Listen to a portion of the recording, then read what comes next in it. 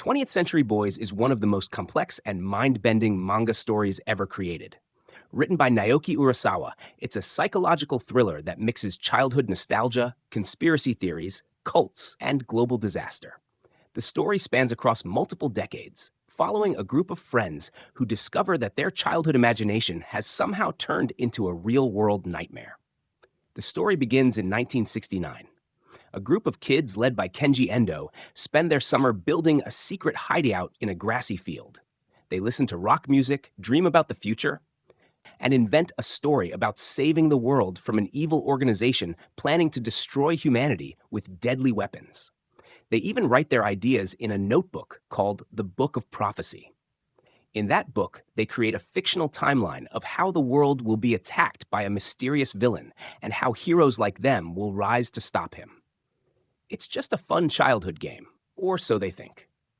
Fast forward to the late 1990s. Kenji is now an adult, running a small convenience store while taking care of his sister's baby, Kana. Life seems ordinary until a series of strange events begin. People start disappearing, and a mysterious cult begins to rise in Japan, led by a man known only as Friend.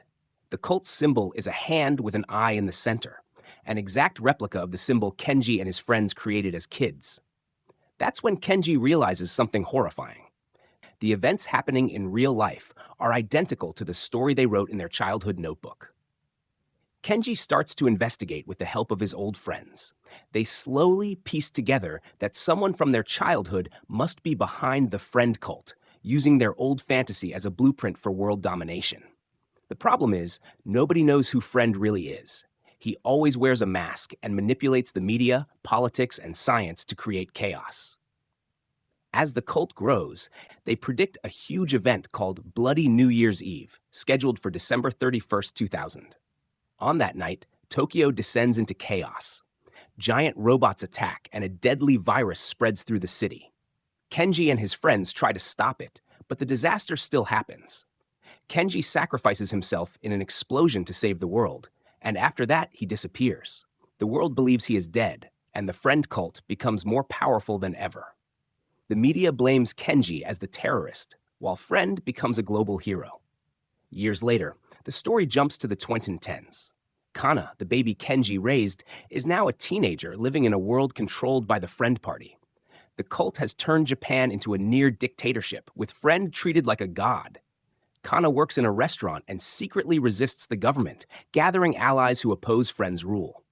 She's determined to learn the truth about her uncle and uncover the identity of Friend. As Kana's story unfolds, new details about the past are revealed. We learn that Friend was someone who grew up with Kenji and his friends. As a kid, he was shy, jealous, and obsessed with being included in their group. He read the Book of Prophecy and decided to bring it to life, using it to control the world. He twists their childhood dreams into a nightmare of manipulation and fear. Meanwhile, Kenji isn't dead. He's been hiding and working underground, preparing to return. When the world faces another crisis called the Second Bloody New Year's Eve, Kenji finally reappears. The Friend cult stages another global attack using a new virus, and the chaos spreads worldwide. Kenji gathers the remaining survivors and launches one final plan to stop Friend once and for all.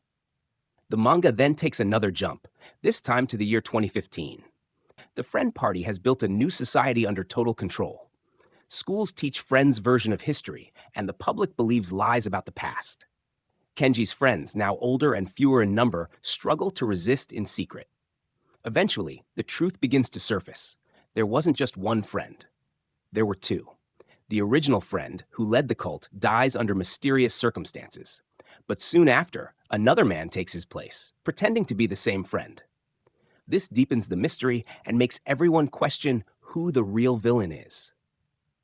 Through flashbacks, the story reveals that the original Friend might have been a boy named Fukube, one of Kenji's old classmates, while the second Friend could be another student named Katsumata. Both had connections to the group's childhood, and both felt forgotten or excluded.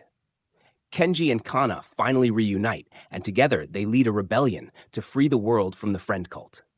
The final chapters show the collapse of the organization as the truth is exposed. Kenji confronts the second Friend during a climactic showdown at an amusement park, a place tied to their childhood memories. When the mask comes off, Kenji realizes the enemy was never just one person. It was the dark side of nostalgia, the obsession with rewriting the past, and the human desire to turn fantasy into power. In the end, Kenji plays the song Bob Lennon, the same tune they used to listen to as kids.